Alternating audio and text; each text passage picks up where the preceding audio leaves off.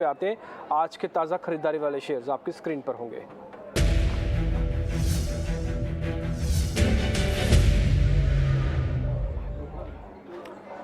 सबसे पहले आएगा हिंडाल्को और दूसरा आएगा एसबीआई कार्ड्स, क्योंकि मेटल्स के अंदर आज मैं ये बोल सकता हूँ जैसे स्टांस आपने चेंज किया 15,800 से आप 16,000 वाले रेंज में आ गए।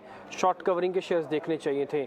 सबसे पहले आपकी नज़र जाएगी मेटल काउंटर्स पे कि ये तो टूट रहे थे, क्या इनमें अब शॉर्ट कवरिंग आएगी? उसका तो जवाब हो सकता था सुबह सुबह ही हाँ, और हमने आपको सुबह सुबह नोटिस भी करवाया था। टाटा स्टील, हिंडाल्को, ये दोनों ही शेयर हमने आपको नोटिस करवाए थे। फिलहाल 4% ऊपर है।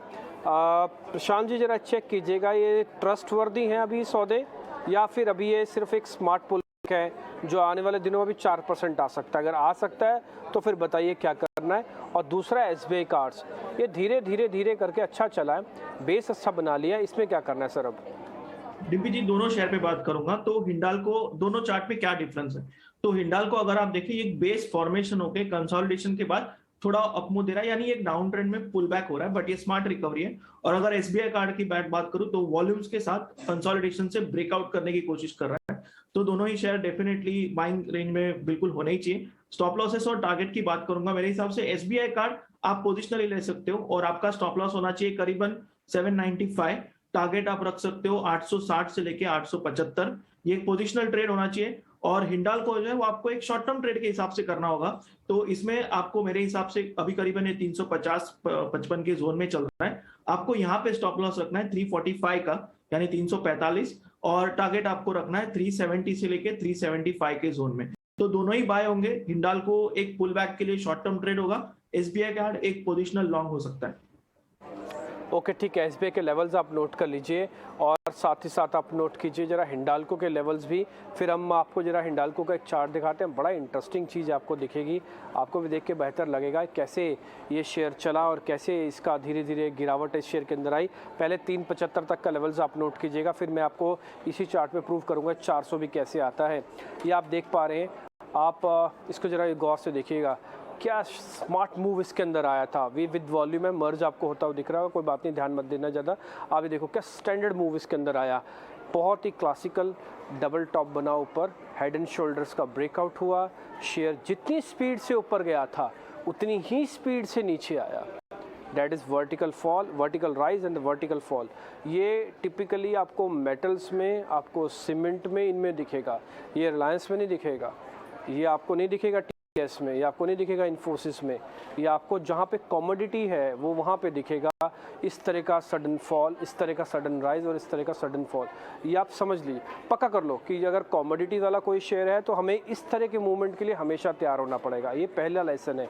दूसरा, अगर आप साइडवेज यहाँ पे हो गए हैं तो साइडवेज का मोमेंटम आपको मिलेगा पुल बैक करते हुए, और ये बहुत इंपॉर्टेंट है साइडवेज का मोमेंटम, क्योंकि यहाँ पे अगर आप साइडवेज देखेंगे ना तो आपको क्लियर दिखेगा कि शेयर फॉल होने के बाद रुकता है एक लेवल पे आके।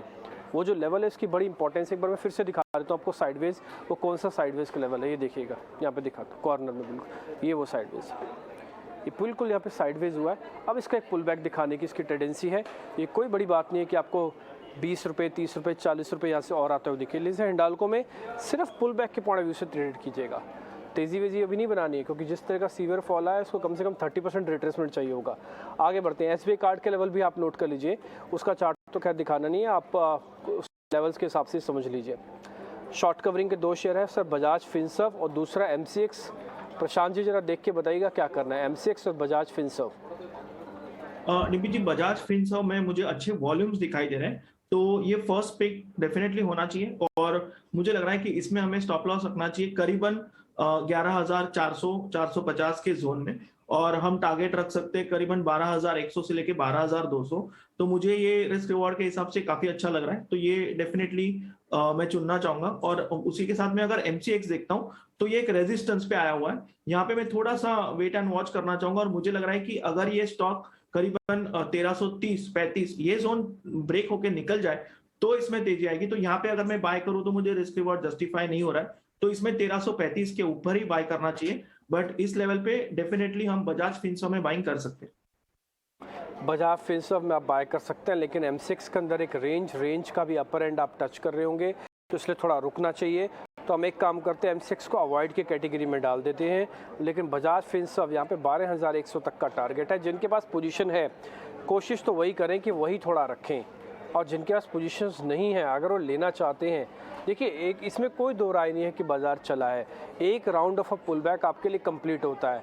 इसी तरह के रेंज के मार्केट में 400, 500, 600 पॉइंट चल जाए निफ्टी और आपके शेयर्स थोड़े हाथ से निकल जाए, आपको लगता है कि मेरे से लेफ़्ट आउट फीलिंग है, तो आपको एकदम से एग्रेसिव होके नहीं आना, कोशिश करना है। अगर आपका बजट अलाउ करे, आपकी ट्रेडिंग हैबिट्स अलाउ करें तो आप इसके अंदर आइएगा।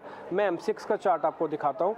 बजाज के तो आपने लेवल्स नोट कर ही लिए होंगे, बजाज फिनसर्व। ये M6 का चार्ट आपकी स्क्रीन पर है, मल्टी कमोडिटी एक्सचेंज। ये साइडवेज पैटर्न है टिपिकली। ये अपने एक चीज़ को अच्छा बना रहा है, मैं तो इसको रिवॉर्ड करेंगे इस पॉइंट पे। एक बॉटम, 2, 3, 4 एक ही जगह पे, डेट इज़ कॉल्ड बेस।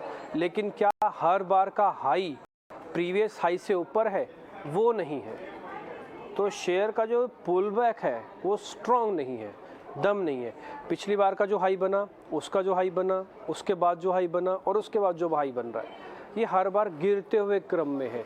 लेकिन बेस अच्छा बना हुआ है, जो कि एक तरफा आप लाइन पे देख पा रहे हैं। इसलिए ये उस जगह पर आ गया है, ना तो मैं चलूँगा ना मैं टूटूँगा। तो फिलहाल एक रेंज में इसमें चर्निंग कराता रहेगा, 3% के ऊपर नीचे के स्विंग करवाता रहेगा। अगर आपको आती है स्विंग ट्रेडिंग और आपको आते हैं बेस चेक करने, आपको आते हैं ऊपर के लेवल्स को कहाँ से बेचना है, तो फिर बहुत स्मार्ट ट्रेडर्स के लिए तो बहुत फैंसी शेयर है ये, बीटा हाई है। बट एक सीधा रिटेलर्स के लिए थोड़ा मुश्किल है M6 से अभी फ़िलहाल पैसा बना पाना, इसलिए अवॉइड की कैटेगरी में डाला। बजाज फाइनेंस आप देख सकते हैं। अब आते हैं आगे मंदी के शेयर्स पे। मंदी के शेयर आपके स्क्रीन पर होंगे। अब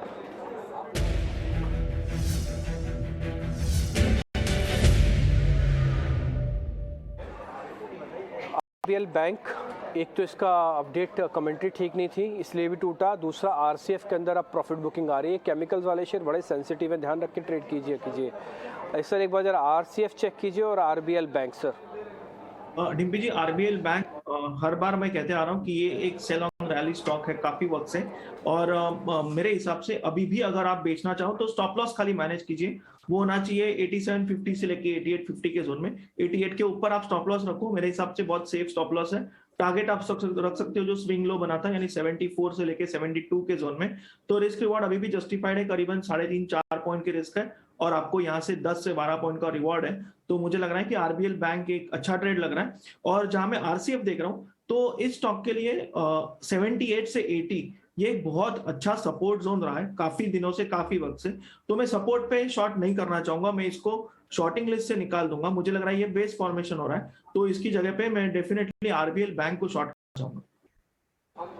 ओके ठीक है, RBL बैंक को शॉर्ट करना चाहती है। मैं ना एक बड़ी इंटरेस्टिंग सी चीज़ आपको RBL बैंक के अंदर दिखाता हूँ, आपको भी देख के बढ़िया लगेगा ये चार्ट। और मैं उसके बाद आपको ध्यान हो, हम ना कुछ आजकल ऐसा कर रहे हैं कि आपको ना कुछ बेहतर स्टॉक्स बता रहे हैं। आपको ध्यान होगा 2-3 दिन पहले हमने गोदरेज प्रॉपर्टीज़ आपको बताया था, उसके बाद से वो रुका नहीं, चल रहा है।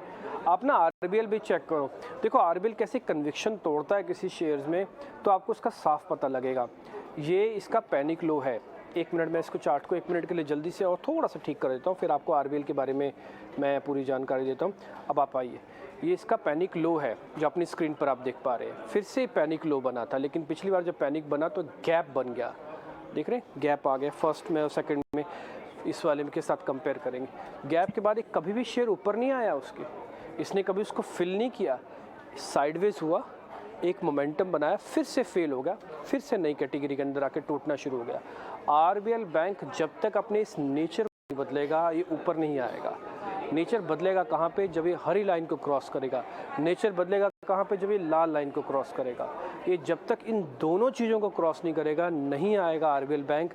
ये हर राइस को बेचे जा रहा है और इसके अंदर प्रॉब्लम ये हो रही है कि अब इतने डीप डाउन हो चुका है, इतना बुरी तरह से पिट चुका है कि इसको ऊपर आने के लिए भी फोर्स बहुत ज़्यादा चाहिए।